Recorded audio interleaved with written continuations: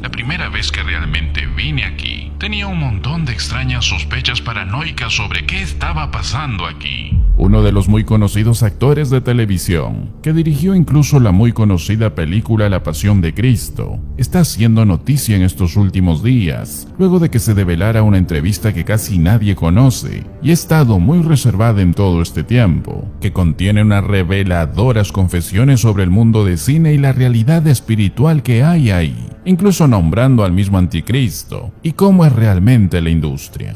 Causa de eso está sonando en algunos medios las cosas que dijo y los detalles que logró revelar. Para los que no lo conocen, él es un famoso actor de televisión, además de ser director y productor de una de las más conocidas películas con fines cristianos, conocida como La Pasión de Cristo. Ahora, en esta entrevista, él expone algunas impactantes verdades sobre la industria del entretenimiento, que solo alguien que ha estado dentro de ese círculo puede hablar de su experiencia, y más aún mostrando la terrible realidad detrás de Hollywood, detrás de todo el llamado glamour secular, manifestando cosas muy interesantes que hará despertar a muchos que aún no conocen de este tipo de industrias. Dentro de su larga charla, él comenta sobre una entrevista que tuvo con un productor de televisión, y él dijo, y cito: Él vino a verme en una azotea en Nueva York, y el caminar parecía que flotaba a través de una multitud de personas. Él vestía todo negro. Era como una de esas viejas películas de vampiros, donde no caminan, pero se deslizan. Y él se sentó en una silla ahí a mi lado, y me asustó un poco. Es un tipo muy inteligente, y empezamos a hablar. Yo no sabía qué decir mucho sobre leer el guión. Entonces empecé a hablar sobre la Edad Media, y él empezó a hablar de torturas. Fue tan fuerte que mi asistente se fue porque no podía soportar escuchar más, y yo quise dejarlo, porque sabía que no quería trabajar con él, y se estaba poniendo aterrador. Luego me di la vuelta para evitar su mirada fija. Me puse a ver un edificio, y en la parte superior había una enorme iluminación que decía 666, y empecé a sonreír, y yo pensé, oh no, este es el anticristo.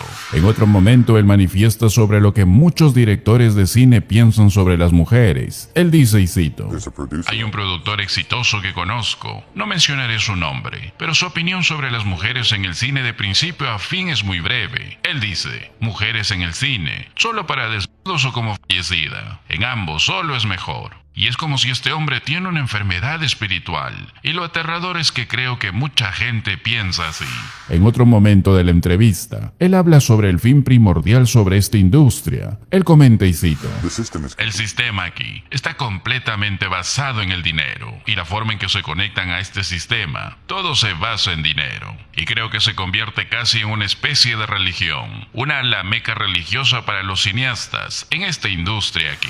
Ahora, lo que no saben muchos es que la industria llamada industria cristiana es casi exactamente lo mismo. Todo es por dinero, todo se mueve por dinero. El fin no es predicar la palabra, el fin no es evangelizar, el fin es cuanto más emocionales son, más sillas llenarán y más dinero habrá, más fama habrá, más popularidad habrá. No les importa que hayan falsas enseñanzas, no les importa las herejías y apostasías. Ellos van donde el dinero está, y eso es también contado y testificado a lo largo del tiempo por diferentes productoras, diferentes agencias de eventos, diversos organizadores y productores, incluso algunos cantantes y actores, que también han salido de esa industria evangélica, y algunos de nuestros hermanos dan fe de eso. Con todo lo que cuenta este actor y muchas cosas más expuestas, no cabe duda que el fin del mundo es entretener a la gente para no darle importancia al pecado, no darle importancia al mal, al diablo y al anticristo cuando éste haga su pronta aparición. No les importa lo inmoral, no les importa lo pecaminoso por tal de ganar más dinero. Efesios 4:19 nos dice la verdad de su palabra, los cuales después que perdieron toda sensibilidad, se entregaron a la lascivia para cometer con avidez toda clase de impureza. Si alguien se aísla de la vida de Dios, irá más allá de la sensibilidad del pecado, va a perder la sensación de remordimiento, va a ir más allá de la realidad de la vergüenza. Cuando alguien desea vivir por su propia mente, se aísla de la vida de Dios, se aísla de la verdad de Dios. Y sabes lo terrible de esto, que si alguien elige ese camino, Romanos 1:28 dice, Dios los entregó a una mente reprobada. Dios los dejó. Si una persona escoge ese camino, después de de cierto punto Dios los deja ir. En Apocalipsis 22:11 dice la Biblia: el que es injusto, sea injusto todavía, y el que es inmundo, sea inmundo todavía.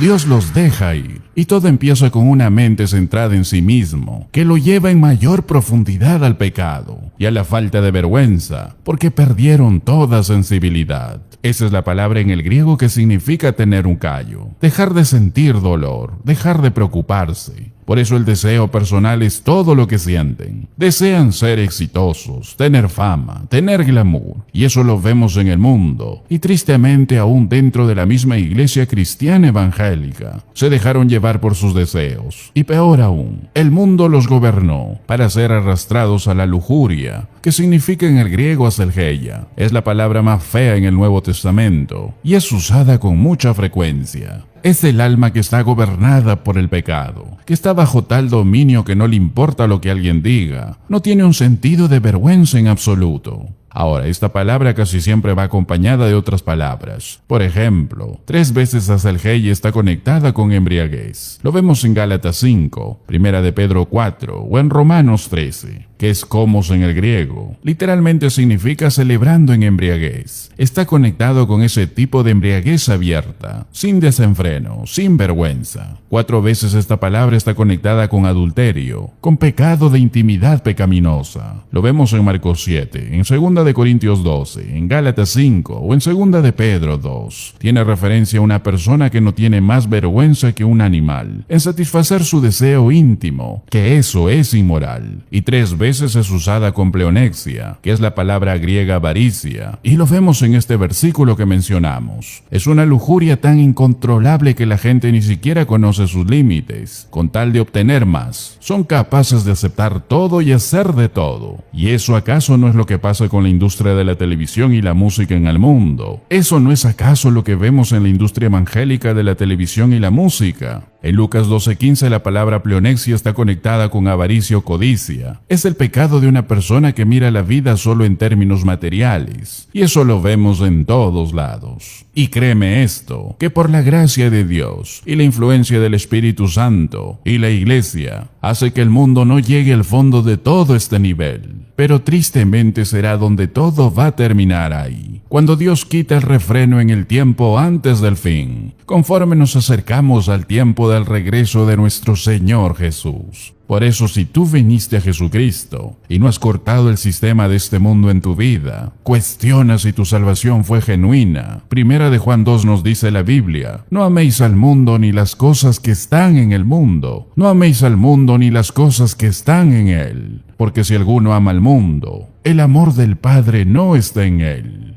Y eso es lo que debemos enseñar tú y yo a los que están alrededor nuestro, para que salgan del mundo